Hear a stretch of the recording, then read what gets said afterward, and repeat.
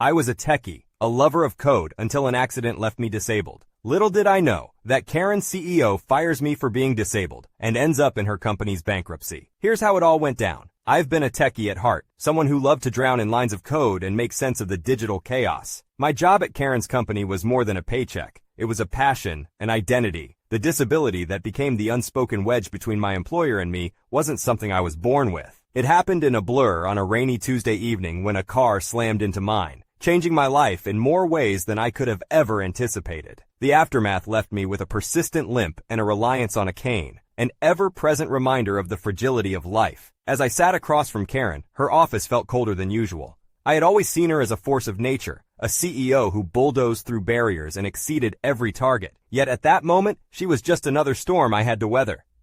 "Look, I appreciate everything you've done for the company," Karen started, her eyes avoiding mine. "But we need someone who can keep up with the pace here. It's just not working out." My throat tightened. "Because of my leg!" The question felt heavy, anchored in a truth we both understood but never discussed. Karen's eyes finally met mine, with a hint of discomfort. "Disabled or not, you're fired," she said. The job had been my lifeline, a place where my analytical skills outshone the need for physical prowess, until my accident. The irony that my mental acuity hadn't diminished, but my mobility had, was a bitter pill to swallow. Yet, I didn't argue. What was the point? The writing was on the wall. In the weeks following my termination, I struggled, not just with the job hunt, but with the sting of being discarded because of a disability I hadn't chosen. But life has a funny way of circling back when you least expect it.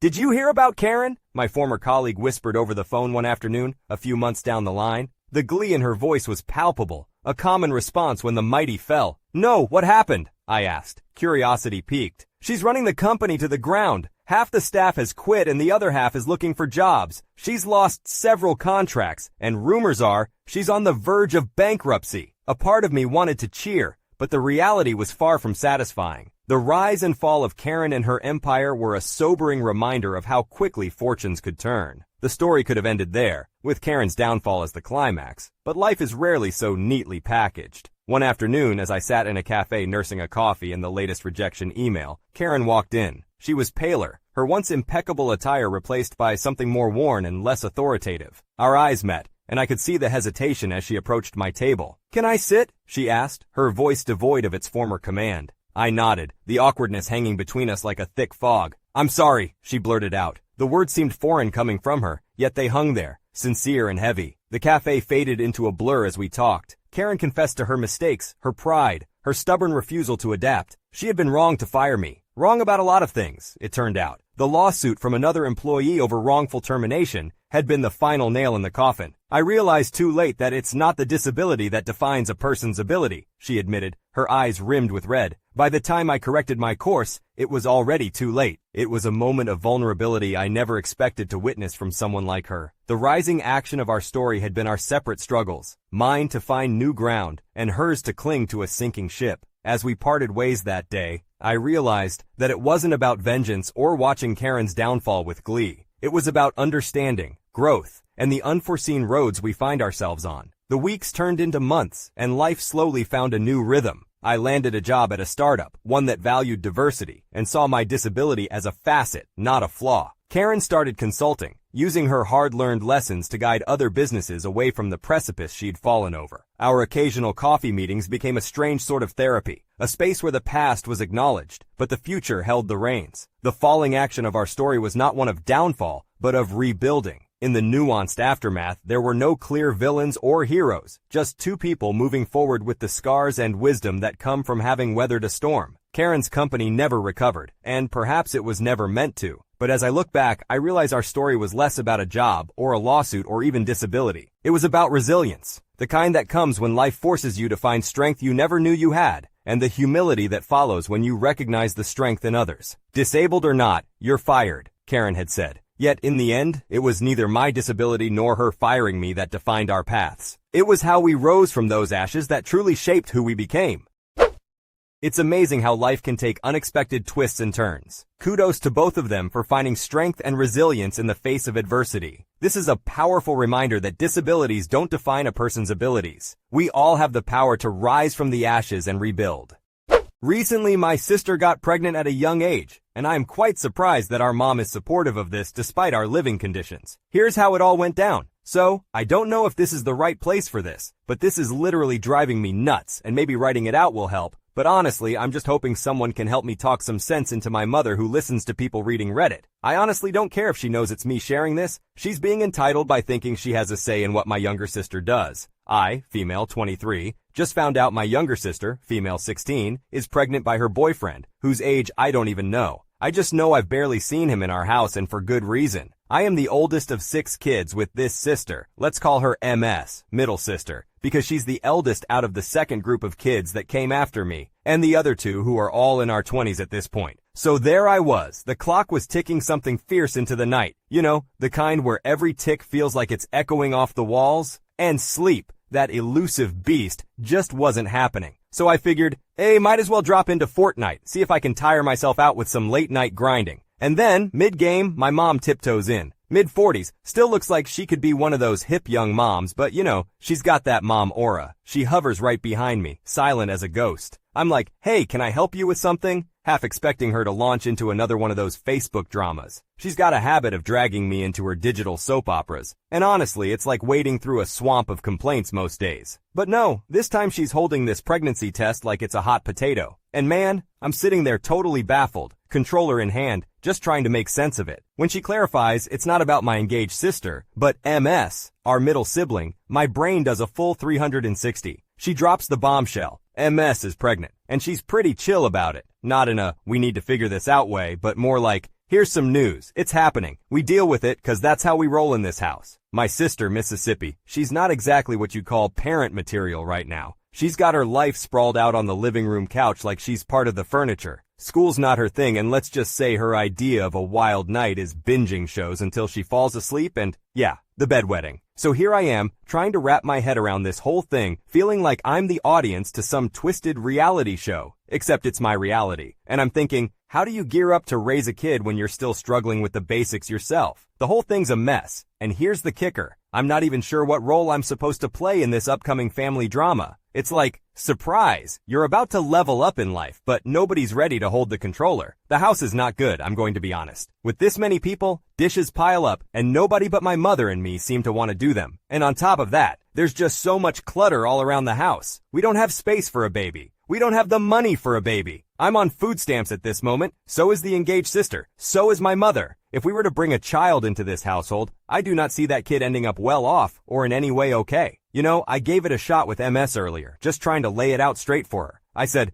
look, no one's gonna force you to keep the kid if you're not up for it. This house, it's hardly baby-proof. But the minute I got into it, she just shut down on me. She mumbled something about how mom's been in her ear, painting these pictures of the future, even nudging her to pick out baby names. It's like there's this fog in her eyes, and I can't tell if she's really in there thinking it through or just lost. And it hits me. Mom's playing puppeteer here, weaving this dream of a newborn in the house, but I swear she's not seeing past her own nose. She's not the spry young mom anymore, and MS, she's so not ready to be a parent. I mean, come on, I've got to confront mom about it, but just thinking about that conversation has my stomach in knots. She's the kind to drag me into her grown-up messes, but then treats my take on it like I'm still a 10-year-old. How do I even begin to get through to her? And MS, she needs to know it's okay to say no if she's not all in. This is a human life we're talking about. I'm scrambling here trying to find the right words, and every time I do, it's like I'm just tumbling further down this hole. Any advice would be a lifeline right now. Your sister should be guided well in this phase in her life, and it may be beneficial to consider seeking professional help. Professional counselors or therapists can provide the necessary support and guidance for her to make informed decisions about her future and the well-being of the child. It's essential to ensure that she has access to the resources and assistance she needs during this challenging time. Remember, you're not alone in this, and reaching out for professional help can be a valuable step forward. My world was turned upside down when my wife dropped the bombshell. She got a promotion that required us to move, but as I dug deeper, I uncovered a web of lies, deceit, and betrayal. Now, with the truth exposed, our lives will never be the same. Here's how it all went down. My wife, 35 years old, and I, 38 years old, have been married for 12 years, dated for 3 before that. We have 3 kids, 10 years old, 7 years old, and 5 years old. We both work full-time in separate fields. She works in chemistry, and I am a manager at a computer repair store my friend runs. I also write short stories when it's slow. She is the main earner in our family, while I contribute financially for discretionary spending. I would feel unfulfilled if I didn't work at least part-time. We own our home, thanks to her job. Additionally, my parents watch the kids for us during the week while we are working. They have been doing this since our son was born, and they have been doing it less frequently now that the kids are in school. They provide free childcare and refuse to accept payment unless it is for reimbursing food expenses. Now that the background is set, here is where the problem begins. You know, it's been a whirlwind couple of months around here. Ever since my wife dropped hints about a possible promotion,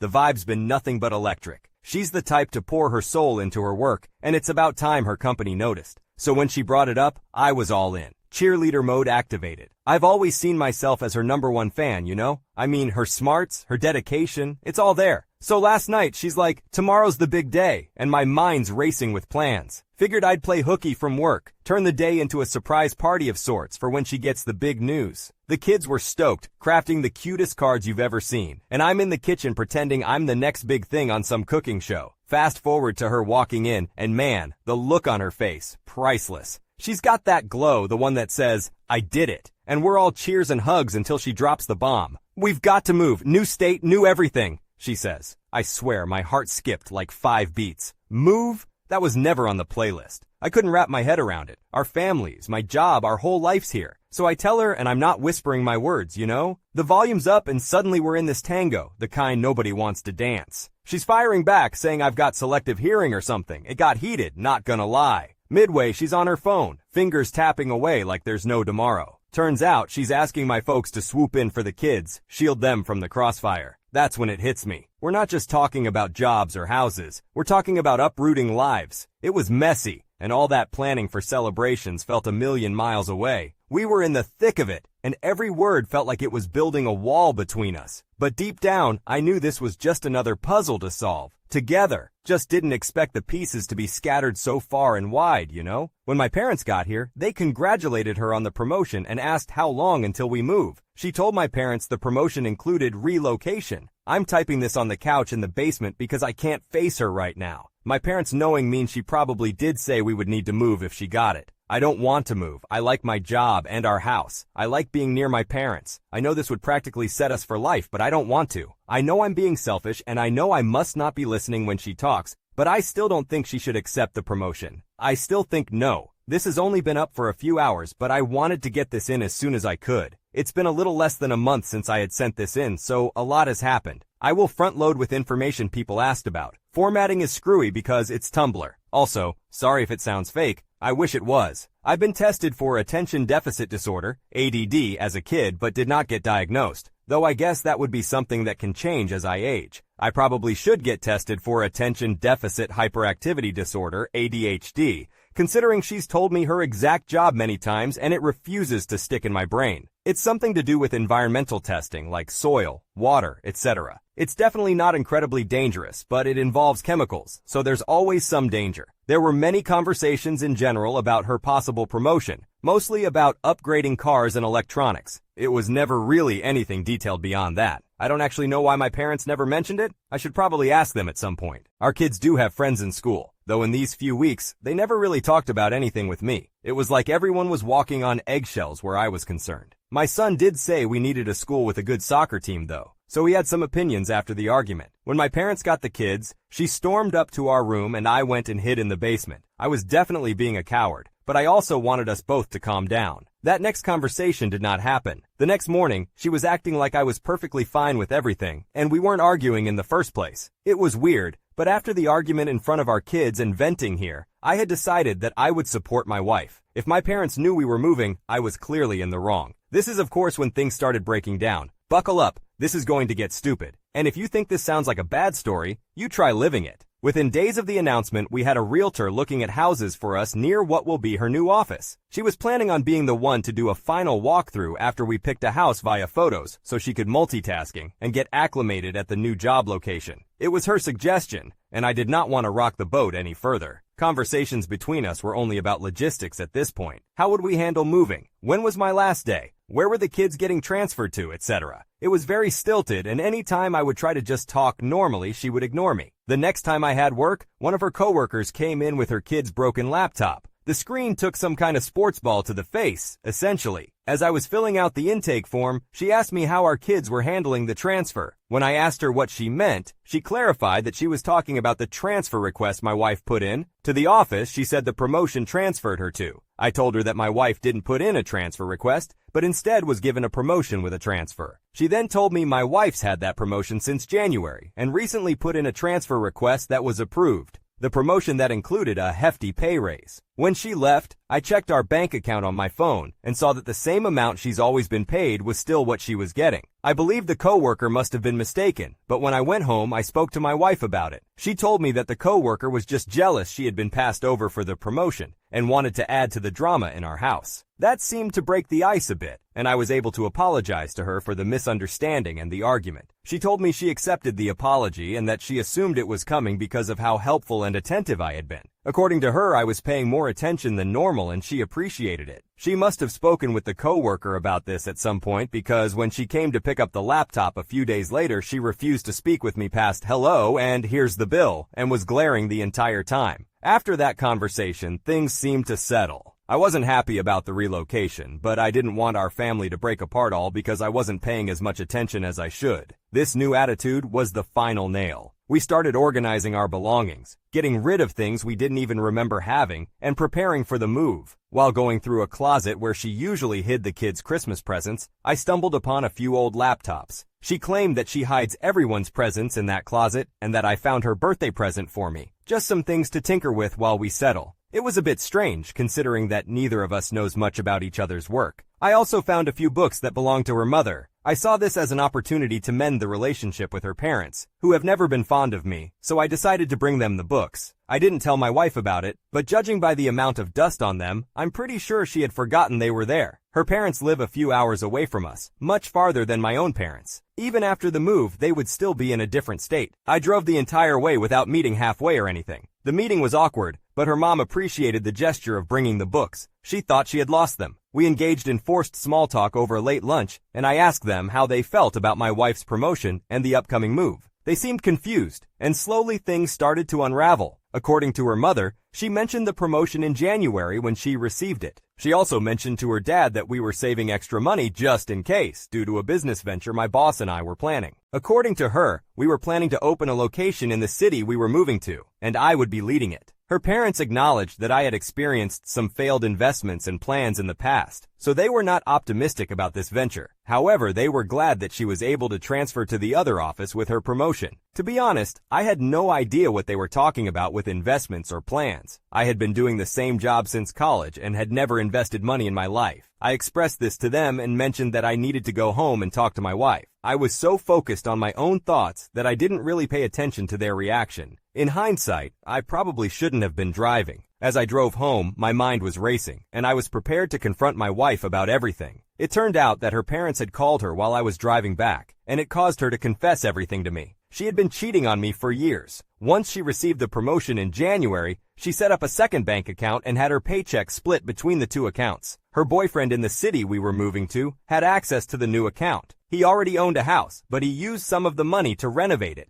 anticipating our arrival. It seems like he was planning to sweep her off her feet after my business venture failed. She purposely kept the relocation plans a secret from me, and she had been poisoning her parents' perception of me for years. She had also been lying to my parents and our children. She even told the coworker who started this thread that I never listened to her, and she considered the misunderstanding to be just another example of that. She admitted that she never expected so many things to unravel all at once. Despite everything, she still plans on moving. However, the children and I will not be joining her.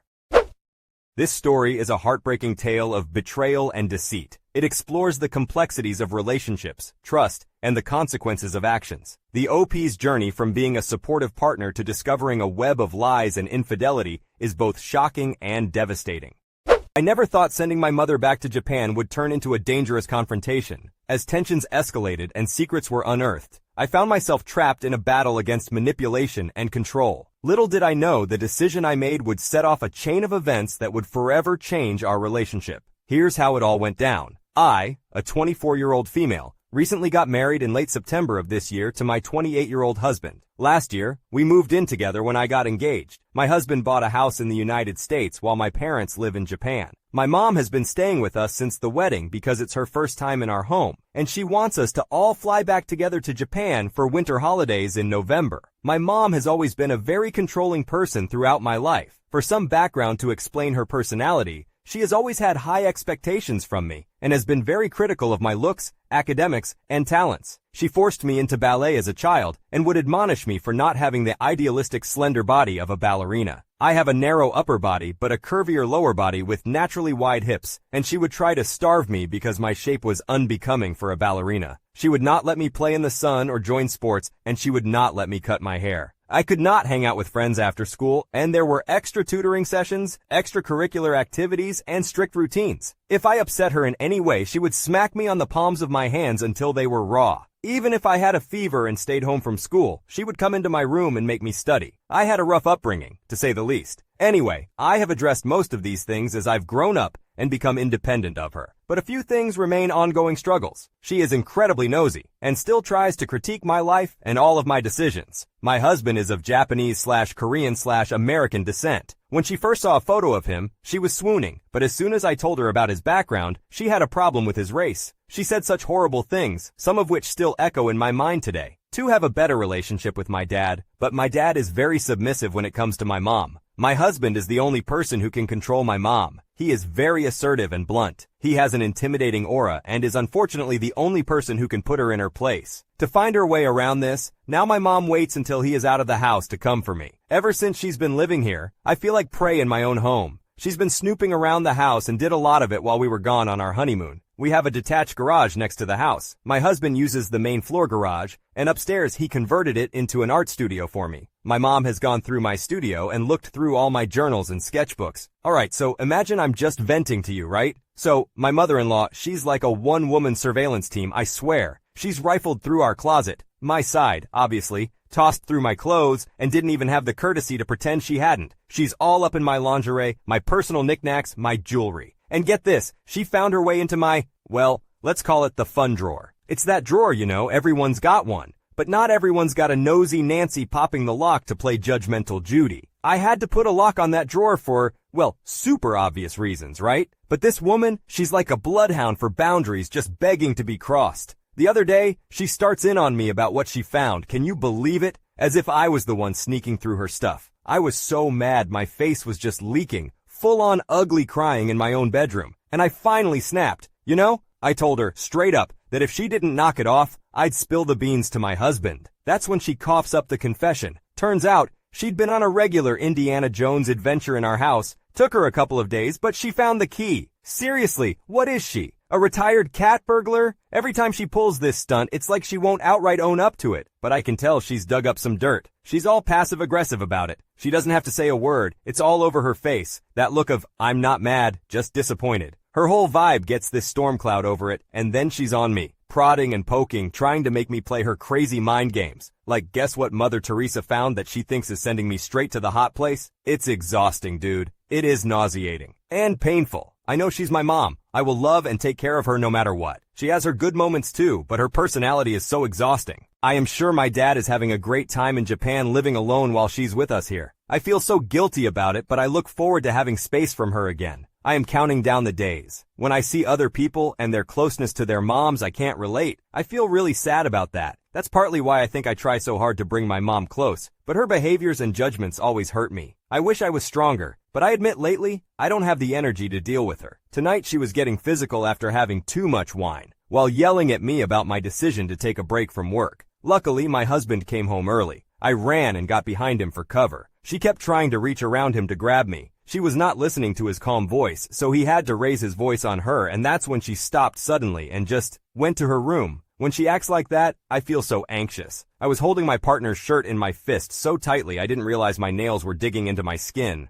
I left her water, ibuprofen, a small meal at her door. I just know for about a day she is going to give me the silent treatment and start refusing to eat. I'm so tired. I am struggling to understand and cope with a new situation that feels like a retaliatory or controlling act. My husband is currently away for work, leaving just my mother and me in our new house. My mother, who is visiting from Japan after our recent marriage, has been staying with us. The plan was for us to travel back to Japan together in November. Since her arrival, my mother has been quite difficult to say the least. She had already received a final warning from my husband. He told her that if her behavior towards me continues, he will not hesitate to buy her a new plane ticket and send her back home early, alone. In this particular scenario, she has been unnecessarily criticizing our home in various ways. We purchased our home brand new and have put a lot of effort into it. However, my mother takes great satisfaction in finding faults in minor details, claiming that it is constructive. She has become obsessed with the guest room closet. The guest room is actually the main floor master bedroom and has a large walk-in closet. When we assigned her to this room, I explained to my mother that the reason there is shelving on only one side of the closet is because we specifically requested it from the designer during the finishing. We wanted space to neatly store seasonal items and sports gear. I thought I had closed the subject with this simple explanation. Yesterday, I came home from a run wearing headphones and went upstairs to my bathroom. As I was about to start my shower, I heard a strange drilling sound coming from below. When it wouldn't stop, I wrapped a towel around myself and went downstairs, calling out for my mother. There was no response. I followed the sound and found two men standing in the small foyer hall area that connects to the guest room. They stared back at me, half smiling and half dumbfounded. I was so shocked that I froze in place. My mother appeared behind me, which startled me even more. She said something like,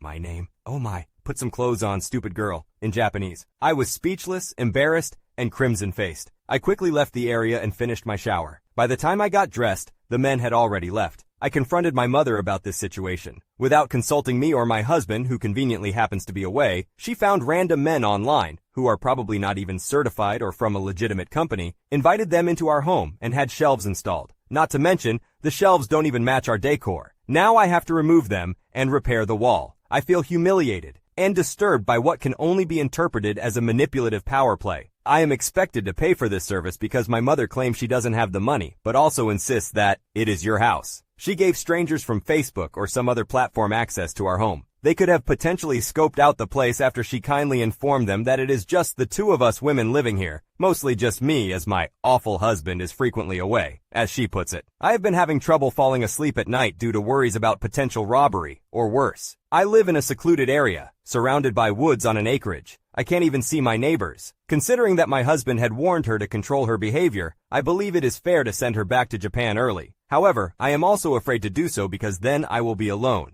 I don't have any siblings, but I have a cousin abroad who thinks I would be in the wrong if I send my mom packing. Despite her flaws, my mother is a frail woman who never travels alone. She is still my mother. My husband has offered to book her a first-class ticket and arrange for someone to collect her from the plane and escort her. He assures me that I will be safe and that he can monitor the home through our security system. He wants me to stand my ground. Currently, my mother and I are not speaking to each other. Her decision, ironically. I am currently booking her flight. She is pretending to have a migraine and asking me to take her to the ER, but I am not doing so. Now I am being accused of allowing her to suffer. We have pain medication at home, and there is nothing the ER can do for an aura migraine. I am going to attempt to take her phone away because she will definitely call for her own ambulance. I deeply regret letting her back into my life. I want to express my gratitude to everyone for their support. Your encouragement has given me the determination to follow through and send her home. This is the first step towards gaining a backbone and standing up for myself. I will likely explore my excessive guilt regarding this decision in therapy. In the meantime, I will try to remind myself that I have done the right thing. My mom's flight was at 2 a.m. It was a direct flight with no stops. I packed her belongings the night before while she was occupied with her migraine, which was actually just her sipping wine and gossiping on the phone. I placed her suitcases in my vehicle. In the morning, I informed her of my decision. Prior to that, I discussed her behavior since the wedding, listing all the incidents and her lack of remorse or willingness to respect us and our home.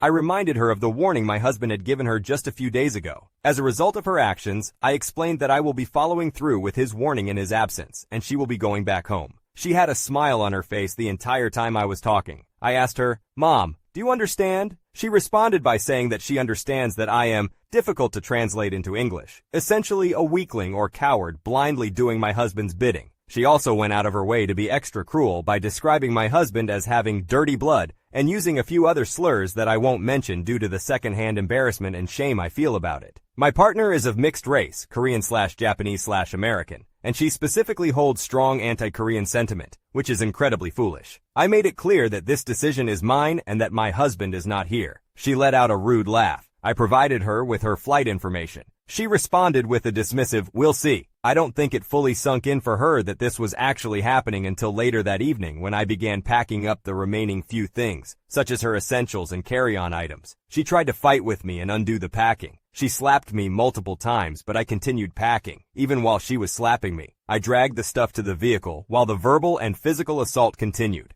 I ended up with a few minor scratches from her nails, one of which is on my face. As I was going up the stairs, she even attempted to pull my hair. I have very long hair. But she didn't get a good grip. I shouted at her that if she didn't stop, I would call the police. I no longer care. I will embarrass her by speaking ill of her in my personal life whenever I get the chance. I even threatened to discuss her in articles. I have been published here and there for my art, like little spotlight interviews. I dialed 911 on my phone and showed it to her. She called me an insufferable bitch, and also threw in slut because somehow she thought it was fitting. However, she left me alone after that. A friend of my husband, who is a stone-faced ex-SEAL, but a really nice guy, my mom just didn't know that LOL, came to escort us to the airport. He also drove me back. His presence helped a lot. Things calmed down significantly when he showed up because my mom behaved differently in the presence of a stranger. She put on a fake smile and everything. I tried to give her a hug at the airport, but she walked away, making a vague threat about how her death would be on my conscience. We never hug unless it's for photos anyway, so maybe it was too much. So she's gone now. I have an extremely bad headache today from all the stress and tension that built up. I don't want to bother my husband because of his temperament and high-stress job. I've been keeping him informed, just not in detail about my mom hurting me. I will tell him everything in person. For now, I'll stay strong and focus on self-care and self-soothing activities. I'll try not to feel sick or guilty. It's not really guilt. It's hard to explain the feelings. I just feel awful. Thank you all from the bottom of my heart. I truly wouldn't have been able to do this without the support and encouragement I received from you. I hope I can continue to grow, mature, heal, and do the right things, like standing up for myself. This explores the challenges faced by an individual dealing with a controlling and manipulative mother. It highlights the impact of such behavior on mental and emotional well-being, the importance of setting personal boundaries and prioritizing safety, and the role of support and encouragement from others in navigating difficult situations. It serves as a reminder of the significance of self-care, personal growth, and healing. If you enjoyed today's stories, check out the other videos on your screen now. Submit your own stories at you'rethejerk.com. Subscribe now, or you're definitely the jerk.